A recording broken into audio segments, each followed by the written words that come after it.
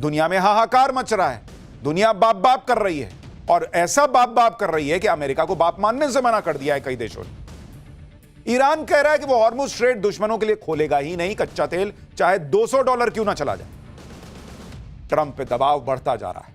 लोग सवाल कर रहे हैं कि खुलवाओ यार स्ट्रेट ऑफ हॉर्मुज, तुमने बंद करवाया है, तुम्हारे युद्ध की वजह से हुआ है, तुम्हारे वजह से हम फंसे हुए हैं, खुलवाओ इसको। लेकिन हॉर्मुज स्ट्रेट खुलवाना अमेरिका के अकेले के बूते की बात ही नहीं लग रही। वो ईरान को नहीं झुका पा रहा, कैसे स्ट्रेट ऑफ हॉर्मुज खुलवा देगा। इसलिए ट्रंप ने कहना शुरू कर दिया कि वैसे तो हमने ईरान की मिलिट्री कैपेसिटी तबाह कर दी, लेकिन उनके लिए समंदर में ड्रोन भेजना और माइंस बिछाना आसान है। क्यों भाई, तुम तो कहे थे मैंने उनका पूरा ड्रोन फोड़ दिया, उनका सब कुछ तहस नहस कर दिया, अब ये ड्रोन कहां से आ रहे हैं? कागज का प्लेन बना के उड़ा रहे हैं क्या? कागज का ड्रोन बना के? इतना झूठा ये आदमी है ना, इसलिए इस पे भरोसा नहीं कर रही दुनिया।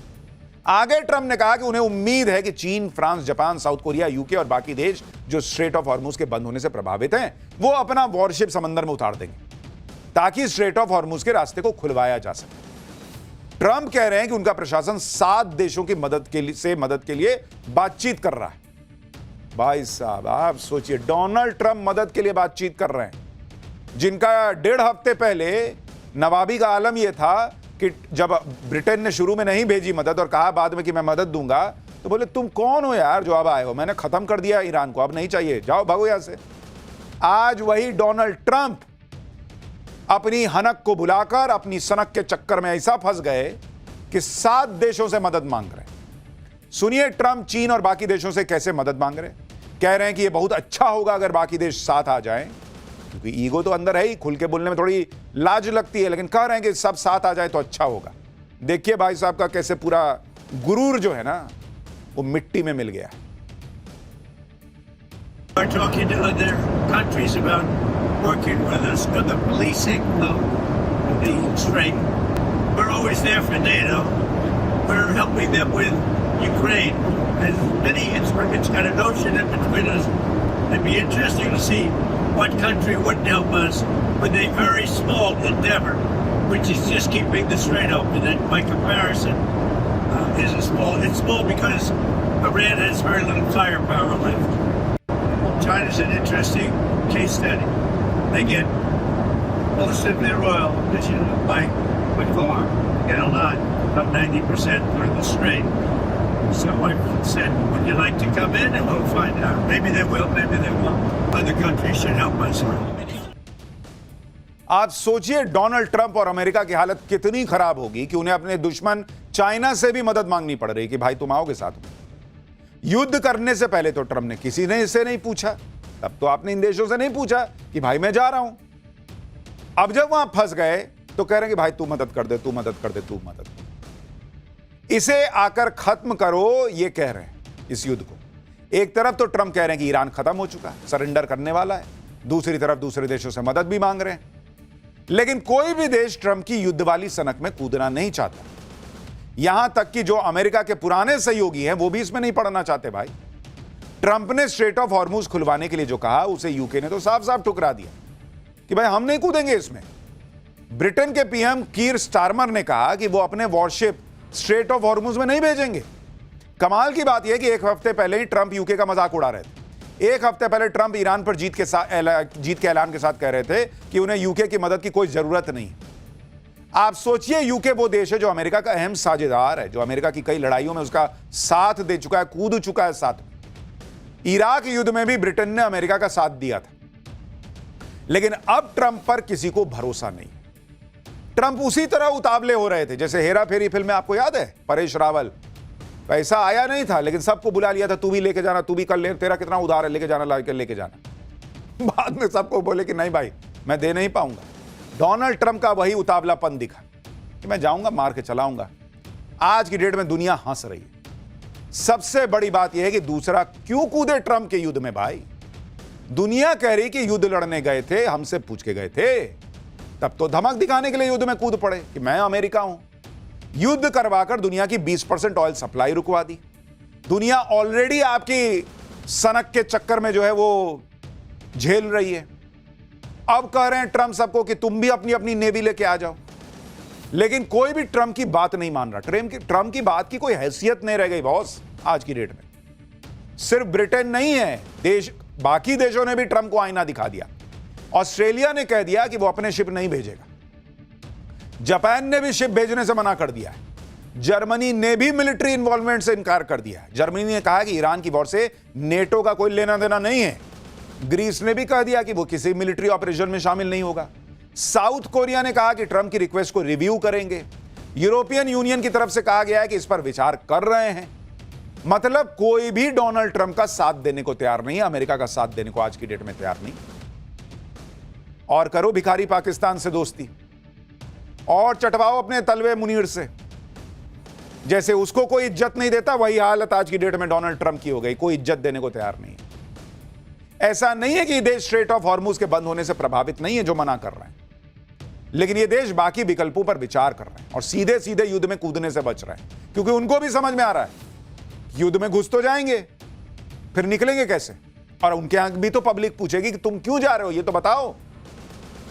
ट्रंप ये दावा कर रहे हैं कि वो कई देशों से बात कर रहे हैं, अच्छा रिस्पॉन्स मिला है, और इसी हफ्ते कुछ देशों से मिलकर एक गठबंधन का ऐलान कर सकते हैं जो स्ट्रेट ऑफ हॉर्मुज में उतरकर जहाजों को सुरक्षित निकाले। एक तरफ ट्रंप प्रशासन माहौल बना रहा है कि जल्दी ही बाकी देश साथ आ जाएंगे।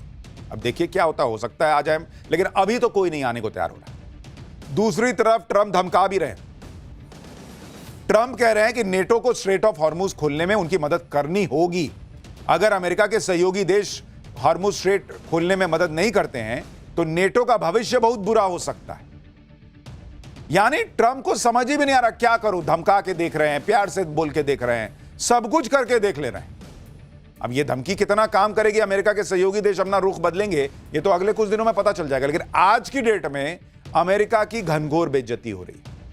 स्ट्रेट ऑफ हॉर्मुज को खुलवाने के लिए ट्रंप इस कदर बेचैन है कि वो चीन से भी मदद मांगने में जुट गए। जब अमेरिका के सहयोगी देश ही साथ नहीं दे रहे तो चीन क्यों मदद करेगा। चीन तो मजे ले रहा है कि तुम मुझे घेरने निकले थे कि ईरान को फोड़ देंगे तो चीन को नुकसान होगा, स्ट्रेट ऑफ हॉर्मुज बंद हो गया तो चीन को तेल नहीं जाएगा। चीन को ऑलरेडी तेल जा रहा है, रशिया से वो अलग तेल ले रहा है, तेल निकल गया अमेरिका का। तो जिस चीन को तुम घेरने चले थे वो तुम्हारे साथ क्यों आएगा। चीन को तो अमेरिका अपना सबसे बड़ा खतरा बताता है, सबसे बड़ा कॉम्पिटिटर बताता है। चीन क्यों अमेरिका की मदद करेगा। भाई ट्रंप की रिक्वेस्ट पर चीन ने कहा कि पहले यह मिलिट्री ऑपरेशन बंद कर। हॉर्मुज स्ट्रेट में मिलिट्री उतारने के सवाल को चीन ने टाल दिया। उधर ट्रंप इशारों में चीन को भी धमका रहे हैं कि अगर मदद नहीं की तो इसी महीने के अंत में होने वाले अपने चीन दौरे को टाल देंगे। लेकिन सवाल तो यह है कि वॉर तो ट्रंप ने शुरू की, उसमें चीन क्यों कूदेगा भाई। अमेरिका का जितना नुकसान होगा उतना चीन का फायदा है। और ईरान के खिलाफ चीन एक्शन क्यों लेगा भाई, जबकि ऐसी खबरें हैं कि ईरान चीन के शिप को हॉर्मुज स्ट्रेट से गुजरने दे रहा है, तो फिर चीन क्यों कूदेगा इसमें। बेवकूफ है वो। ट्रंप की यही हालत देखकर ईरान ट्रंप का मजाक उड़ा रहा है। ईरान कह रहा है कि जो ट्रंप बुली कर रहे थे वो बेगिंग पर आ गए, भीख मांगने पर आ गए। ईरान ने हॉर्मुज स्ट्रेट को लेकर ट्रंप की परेशानी को और बढ़ा दिया। ईरान के विदेश मंत्री अब्बास अरागची ने कहा कि स्ट्रेट ऑफ हॉर्मुज खुला है, यह सिर्फ उन्हीं टैंकर्स और शिप के लिए बंद है जो हमारे दुश्मनों से जुड़े हुए हैं, वो देश जो हम पर हमला कर रहे हैं और उनके सहयोगी देश। बाकी देशों के लिए तो रास्ता खुला हुआ है। हॉर्मुज स्ट्रेट में फंसे जहाजों को लेकर ट्रंप परेशान। यूरोपीय देश के भी जहाज फंसे हुए हैं। लेकिन आप पीएम मोदी की डिप्लोमेसी देखिए बॉस। भयंकर युद्ध के बीच भारत ने अपने 2 जहाजों को स्ट्रेट ऑफ हॉर्मुज से पार करवा दिया। दोनों जहाज एलपीजी लेकर आ रहे हैं। इसमें शिवालिक नाम का एक जहाज गुजरात के मुद्रा पोर्ट पर आ भी चुका है। एक नंदा देवी जहाज भी है जिसके कल सुबह तक आने की उम्मीद है। दोनों एलपीजी जहाज हैं जो भारत आ रहे हैं। तो जो लोग ये सवाल खड़े कर रहे थे कि भारत किधर है, नहीं है, ईरान के लिए नहीं बोला, उसको बोला, इसको बोला, आज की डेट में ईरान के स्ट्रेट ऑफ हॉर्मुज से होते हुए 2 जहाज आ गए एलपीजी लेकर। तो पर्दे के पीछे बहुत खेल होता है बॉस। हर चीज सामने सामने हो जरूरी नहीं। और हमने आपको पाठशाला में बताया था कि मिडिल ईस्ट में करीब 1 करोड़ भारतीय रहते हैं। नरेंद्र मोदी उनके हित नहीं छोड़ सकते। उधर इजराइल है जिससे भारत की दोस्ती है, उसको भी नहीं छोड़ सकते। इधर ईरान है जिसके साथ क्या गलत हुआ नहीं हुआ उसको देखते हुए उससे भी बातचीत चल रही है। और उसका नतीजा है कि भाई हमारे जहाज आ रहे हैं। जब दुनिया के बड़े बड़े देशों के जहाज स्ट्रेट ऑफ हॉर्मुज में फंसे हैं, भारत अपने लोगों को, अपने जहाजों को, सबको सुरक्षित वापस ला रहा है। आप देखिए कि भारत का एक और जहाज जग लाडकी भी स्ट्रेट ऑफ हॉर्मुज से सुरक्षित गुजर गया है। यह जहाज 80,000 टन से ज्यादा क्रूड ऑयल लेकर यूएई से आ रहा है। हालांकि अभी भी स्ट्रेट ऑफ हॉर्मुज में भारत के 22 जहाज फंसे हुए हैं और उनको सुरक्षित निकालने के लिए तमाम प्रयास चल रहे हैं। इसके अलावा भारत 28 फरवरी से अभी तक युद्ध वाले जोन में 2,20,000 लोगों को भी सुरक्षित निकाल चुका है। अभी कुछ दिन पहले की बात है जब ईरान को लेकर विपक्ष माहौल बना रहा था कि भारत ने तो ईरान से संबंध बिगाड़ लिए, भारत के जहाज ईरान रोक रहा है और चीन के जहाज जाने दे रहा है। लेकिन नरेंद्र मोदी की डिप्लोमेसी की नाकामी जिसे बताया जा रहा था, वो पर्दे के पीछे ऐसी पलटी कि अब ये तस्वीर आ गई। आप देखिए कैसे धीरे धीरे चीजें भारत के पक्ष में आ रही, और ये सब अपने आप नहीं हो रहा। पीएम मोदी ने डिप्लोमेसी का जो मोर्चा संभाला उसका रिजल्ट है बॉस ये। आप देखिए 12 मार्च को पीएम मोदी ने ईरान के राष्ट्रपति से बात की थी। उसके 24 घंटे के अंदर विदेश मंत्री ने भी ईरान के विदेश मंत्री से बात की। युद्ध शुरू होने से लेकर अभी तक विदेश मंत्री एस जयशंकर ईरान के विदेश मंत्री से 4 बार बात कर चुके हैं। दावा है कि हर एक शिप की सुरक्षित वापसी के लिए भारत ईरान से लगातार बातचीत कर रहा है। भारत के विदेश मंत्री कह रहे हैं कि हमारी बातचीत के अच्छे नतीजे मिल रहे हैं, हम इस बातचीत को जारी रखेंगे। उधर ईरान के विदेश मंत्री ने भी कहा है कि भारत से किसी डील के तहत यह सब नहीं हो रहा, बल्कि भारत और ईरान के पुराने संबंधों के आधार पर यह सब हो रहा है। तो आप नरेंद्र मोदी से नफरत कर सकते हैं, किसी को नहीं पसंद आ सकते हैं, विपक्ष की पॉलिटिक्स हो सकती है, लेकिन यह मोदी की बात नहीं है बॉस। ये एलपीजी नरेंद्र मोदी के घर में नहीं जाएगा जो आ रहा है, यह क्रूड ऑयल जो आ रहा है यह मोदी के घर में नहीं जाएगा। यह आपके हमारे काम आने वाला है, और इसलिए यह भारत की जीत है कि अगर वहां से हमारे जहाज आ रहे हैं। लेकिन ये जहाज आ रहे हैं, वो कितनी राहत देंगे वो अभी आगे बताऊंगा। एक तरफ तो डिप्लोमेसी से भारत वो अचीव कर रहा है जो दूसरे देश अचीव नहीं कर पा रहे। दूसरी तरफ डोनाल्ड ट्रंप हैं जिनके मुंह से डिप्लोमेसी की बातें नहीं बल्कि सब कुछ तहस नहस कर देने की बातें अब भी निकल रही। जिस वक्त लग रहा था कि ट्रंप ईरान युद्ध को अब खत्म करना चाहते हैं, उसी वक्त ट्रंप ने ईरान के खार्ग आइलैंड पर अटैक कर दिया, सबसे बड़ा अटैक, और युद्ध को और भड़का दिया। खार्ग आइलैंड पर अमेरिका ने उसी दिन बड़ा अटैक किया जिस दिन ट्रंप ने गाली बकते हुए ईरान को कहा था कि आज देखना इनका क्या करता हूं। इसी दिन अमेरिका ने खार्ग आइलैंड को पहली बार अटैक किया, जिसकी तस्वीरें आपको दिखा रहा हूं। जबकि इससे पहले अमेरिका ने 2 हफ्ते के युद्ध में खार्ग आइलैंड को छुआ भी नहीं था। यानी जब ट्रंप को कुछ समझ में नहीं आया क्या करूं, तो वो खार्ग आइलैंड में घुस गए। ट्रंप ने खार्ग आइलैंड को इसलिए नहीं छुआ था क्योंकि ईरान का 90% तेल खार्ग आइलैंड से निर्यात होता है। यहीं पर ईरान की स्टोरेज फैसिलिटी और टैंकर लोडिंग टर्मिनल और पाइपलाइन भी यहीं पर मौजूद है। कुल मिलाकर यह खार्ग आइलैंड ईरान की लाइफलाइन है। लेकिन ट्रंप ने इसे पहले इसलिए नहीं छुआ क्योंकि इससे युद्ध और भड़क जाता, दुनिया में तेल का संकट बढ़ जाता। लेकिन अब ट्रंप युद्ध में ऐसा फंसे हैं कि उन्हें आखिर में आकर खार्ग आइलैंड पर अटैक करना पड़ा। यह दिखाना पड़ा कि ईरान वॉर में उनके पास अभी भी पत्ते बचे हुए। लेकिन आप यह भी देखिए कि अमेरिका ने खार्ग आइलैंड में अटैक किया तो वहां के तेल को निशाना नहीं बनाया, बल्कि वहां सैन्य ठिकानों को निशाना बनाया। क्योंकि डोनाल्ड ट्रंप को अब भी अंदर ऐसे चुन्नू सी उम्मीद है कि कल को हम घुसेंगे और ये तेल लूट लेंगे। तो तेल नहीं फोड़ते हैं, बिजनेसमैन आदमी है बॉस। उन्होंने ईरान को मैसेज दिया कि देखो मैं यहां मार सकता हूं। ईरान झुकने वाला है, उसके बावजूद नहीं झुका। अमेरिका ने खार्ग आइलैंड में समंदर में बिछाने वाली बारूदी सुरंगों की फैक्ट्री, मिसाइल स्टोरेज बंकर और दूसरे सैन्य ठिकानों पर बम गिरा दिया, लेकिन ऑयल इंफ्रास्ट्रक्चर को निशाना नहीं बनाया। डोनाल्ड ट्रंप तेल छुएंगे, तेल में का ही तो असली खेल है। ट्रंप की नजरें ईरान के खार्ग आइलैंड पर टिकी हुई और खार्ग आइलैंड पर और हमले की वो धमकी दे रहे हैं। ट्रंप ने कहा कि सिर्फ मजे के लिए अमेरिका खार्ग आइलैंड पर और हमले कर सकता है। सुन रहे हैं आप इस आदमी का, आप लेवल देखिए सोचने का। कह रहा है कि मैं मजे के लिए मार सकता हूं। ऐसी धमकी देकर ट्रंप ईरान पर प्रेशर बढ़ा रहे हैं कि स्ट्रेट ऑफ हॉर्मुज खोलो। इसके अलावा यह भी दावा है कि अमेरिका 2500 सैनिक भी ईरान की धरती पर उतार सकता है। इस फैसले को लेकर यह बातें हो रही हैं कि क्या ट्रंप खार्ग आइलैंड पर कब्जा करने में लगे हुए हैं। जो हमने आपको कहा था कि इस आदमी के दिमाग में घूम फिर के पैसा पैसा पैसा चलता है। वो दुनिया को नाटक करके बताता है कि अमेरिका दुनिया को बचाने के लिए ईरान में घुस रहा है, रिजीम चेंज करना चाहता है, वो परमाणु हथियार रोकना चाहता है। अरे कुछ नहीं रोकना चाहते, तुम खाली लूटना जानते हो। अमेरिका, तुम खाली तेल लूटना जानते हो, और एक बार तेल के बहाने घुसे तो जो मिलता है लूट के निकलते हो।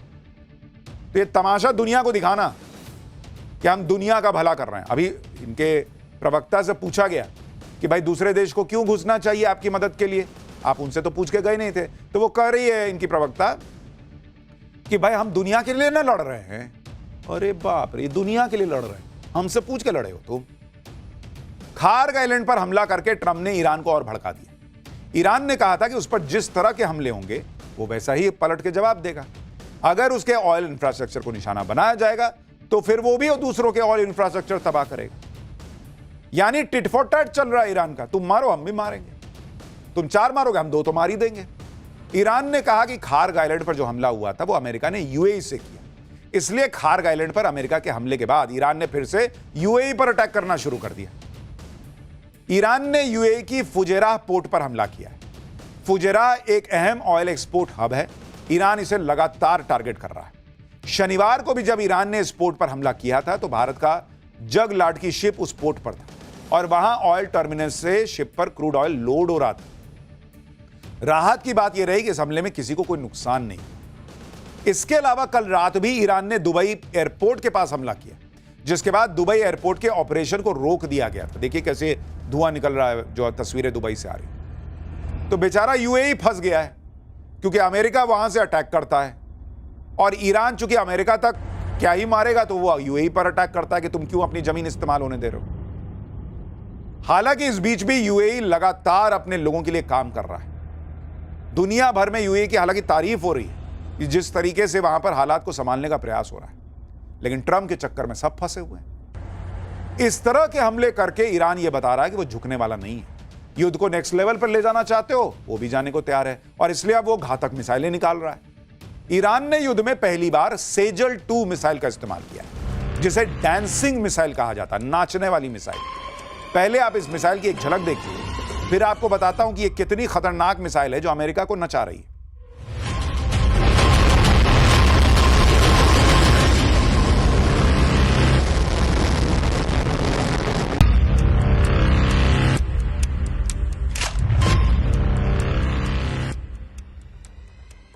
ईरान की नई मिसाइल को डांसिंग मिसाइल इसलिए कहा जाता है क्योंकि दावा है कि यह हवा में नाचती हुई दिशा बदलती है, जिससे आयरन डोम, पेट्रियट या थार्ड जैसे एयर डिफेंस सिस्टम इसे रोक पाने में हांफ जाते हैं। इस मिसाइल की रेंज 2000 किलोमीटर की, इसमें 700 से 1000 किलो तक का वॉरहेड लगाया जा सकता है।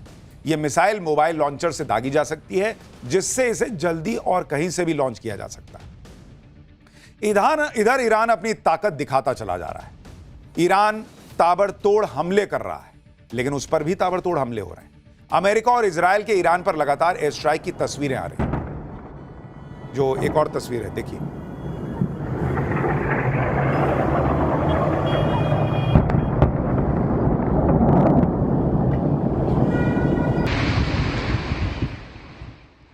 तो यह युद्ध तो रुकने से रहा, अभी फिलहाल तो लग नहीं रहा। डोनाल्ड ट्रंप को जब मदद मांगने की नौबत आ गई है, तभी आप समझ जाइए कि ईरान जो है वो कैसे अपर हैंड लिए हुए है और ये मामला कितना भयावह होता जा रहा है।